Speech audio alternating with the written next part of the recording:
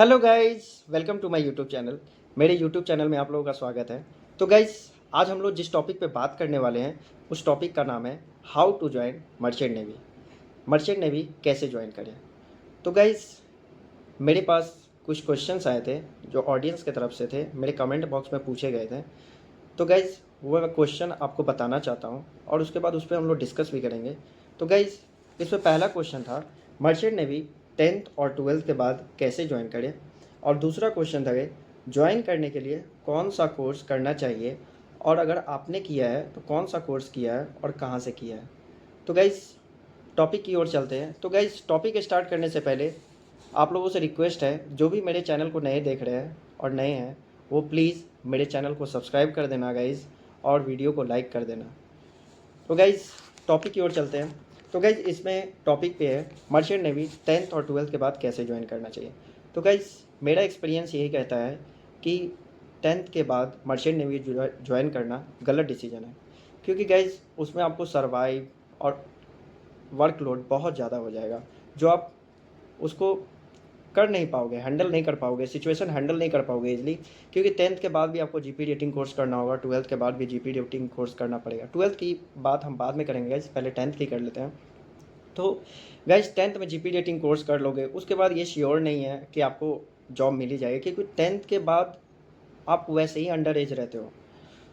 सो आपको बहुत सारी कंपनियां नहीं लेगी, बहुत सारी कंपनियां क्या, बहुत कम ही कंपनी ऐसी होगी जो हायर करेगी आपको, नहीं तो बहुत अधिकतर कंपनी 99% कंपनी आपको नहीं लेगी गाइज।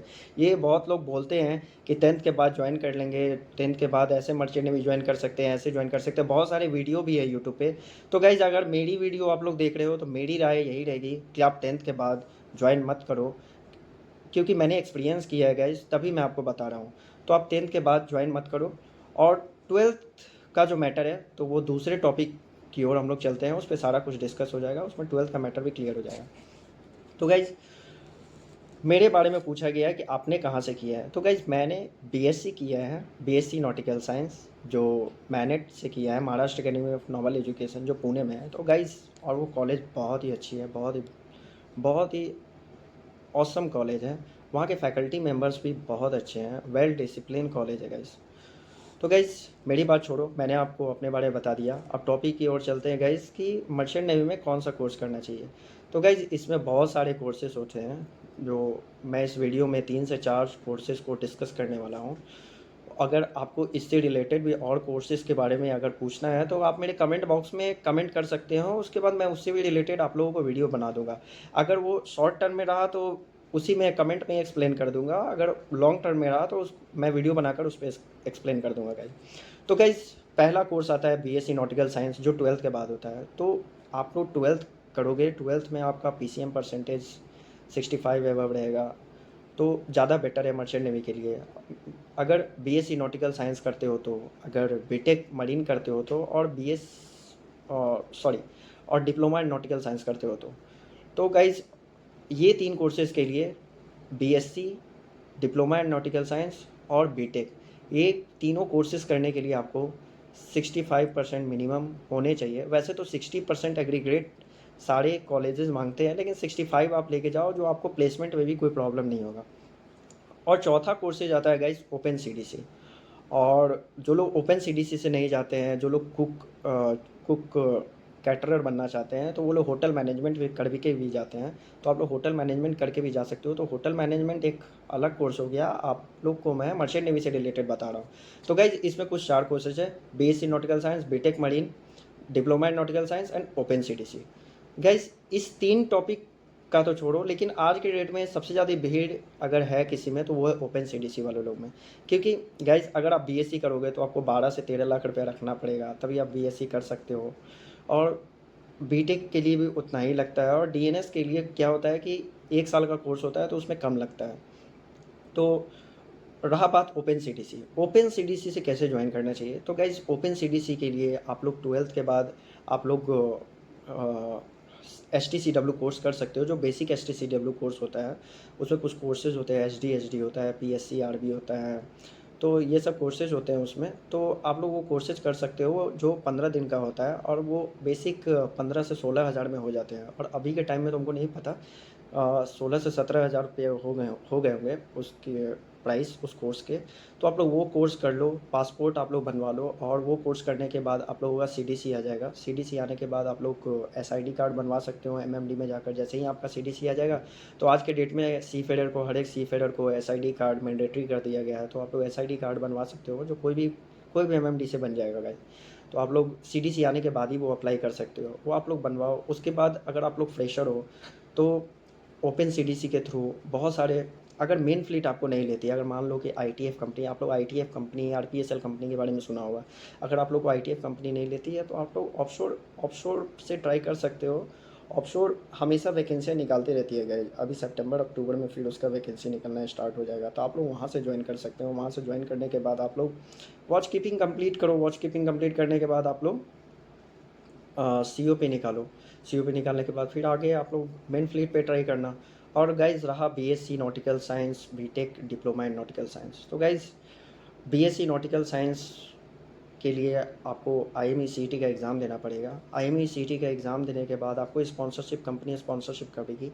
कंपनी अगर स्पॉन्सरशिप कर ली गाइस, तो आप लोग का वैसे ही प्लेसमेंट हो गया हुआ रहेगा। वहाँ जाकर आप लोग को बस 3 साल का पढ़ाई करना है, जो ट्रेनिंग होती है वो ट्रेनिंग करना पड़ेगा, वहाँ से एग्ज़ाम क्लियर करना पड़ेगा। अगर आप लोग एग्ज़ाम क्लियर नहीं करोगे तो आप लोग शिप पे तब तक जा नहीं सकते हो। आप लोगों को एग्ज़ाम क्लियर करना पड़ेगा। जो आप लोग 3 साल का ट्रेनिंग करोगे उसके बीच में एग्ज़ाम भी बहुत सारे होते हैं। तो गाइज़ उसमें आप लोग करोगे। उसमें करने के बाद आप लोग शिप ज्वाइन करोगे। अगर मान लो कि आप लोगों का आईएमई-सीईटी नहीं निकल सकता है, तो आप लोग मैं जिस कॉलेज से किया हूँ, MANET, Maharashtra academy of noble education, वो भी एक गलत चॉइस नहीं है गाइज़। उसमें ये प्लेसमेंट बहुत अच्छी हो गई है। वो मैनेट मैनेट का एक सेपरेट एग्ज़ाम भी होता है, जो मैनेट के ऑफिशियल वेबसाइट पे आपको मिल जाएगा। अगर आप लोग क्रोम पे सर्च करोगे तो आपको ऑफिशियल वेबसाइट पे सारा एप्लीकेशन फॉर्म मिल जाएगा। और आईएमई-सीईटी का एग्ज़ाम देते हो, अगर रैंक आपकी अच्छी नहीं आई है तो उसके थ्रू भी आप मैनेट ज्वाइन कर सकते हो। तो आप लोग वो मैनेट ज्वाइन करना भी गलत डिसीजन नहीं रहेगा। आप लोग इसमें बीटेक भी कर सकते हो। बीटेक करने के लिए आप लोगों को इंजन डिपार्टमेंट में जा सकते हो बीटेक करने के बाद। और डिप्लोमा इन नॉटिकल साइंस करने के बाद आप लोग इस डेक डिपार्टमेंट में आ सकते हो, क्योंकि बीएससी नॉटिकल साइंस और डिप्लोमा नॉटिकल साइंस एक ही है। बस बात यही है कि इसमें 3 साल का कोर्स होता है और डिप्लोमा इन नॉटिकल साइंस में 1 साल का कोर्स होता है। 1 साल में ही 3 साल का सिलेबस कवर कर देते हैं। तो गाइज़ बीएससी करना भी सही रहेगा, डिप्लोमा इन नॉटिकल साइंस भी करना सही रहेगा। लेकिन यही है कि बीएससी से आप लोग का जो कैडेटशिप रहता है वो शिप पे 12 महीने का रहता है सेलिंग, और डीएनएस से क्या रहता है कि वो 18 महीने का सेलिंग हो जाता है। फिर आपको कोर्सेज़, फिर वहाँ से आपको शिप से अपना कैडेटशिप ख़त्म करने के बाद अगर आप लोग डीएनएस करके आते हो, 18 महीने करके आ रहे हो, डीएनएस की हो और 18 महीने करके आ रहे हो, तो आप लोग को फिर एक फाउंडेशन कोर्स होता है जिसमें 6 महीने लगते हैं। वो भी आप लोगों को कोर्स करना पड़ेगा, जो बीएससी वालों के लिए नहीं है। बीएससी डीएनएस दोनों सेम है, लेकिन उसके जो रिक्वायरमेंट है थोड़े से बढ़ जाते हैं शिप से आने के बाद। और बीएससी में वैसा कुछ नहीं है। बीएससी में आप डायरेक्ट जाकर एग्ज़ाम दो, एग्ज़ाम देने के बाद आप लोग इंटरव्यू दो, इंटरव्यू देने के बाद आप लोग शिप ज्वाइन करो, थर्ड ऑफिसर बनने के बाद, सेकंडमेंट निकालने के बाद। तो गाइज़ आज के वीडियो में बस इतना ही। अगर इससे रिलेटेड आपको कुछ और डाउट है तो आप हम लोग मुझे बता सकते हो, कमेंट में पिन कर सकते हो, कमेंट में टैग कर सकते हो, कमेंट करो। और अगर शॉर्ट टर्म रहेगा तो मैं कमेंट में ही आप लोगों को एक्सप्लेन कर दूंगा, और लॉन्ग टर्म रहेगा तो आप लोगों के कहने पे मैं वीडियो भी बना दूंगा, क्योंकि आप लोग का डाउट क्लियर होगा तभी मेरे चैनल को आगे ग्रोथ भी मिलेगी। तभी आप लोग मेरे चैनल को शेयर भी करोगे कि गाइज़ इनका वीडियो देख लो, इनका वीडियो बहुत अच्छा है वगैरह वगैरह। तो गाइज़ जो भी बात है वो आप खुल के बोलना, कमेंट बॉक्स में आप लोग बताना कि मेरी वीडियो कैसी है। अगर आप लोगों को कुछ समझ में नहीं आया, अगर डाउट हो तो वो भी बताना, मैं उस डाउट को क्लियर करूँगा गाइज़। तो गाइज़ आज के लिए बस इतना ही। बाय बाय गाइज़, फिर मिलेंगे। हर हर महादेव।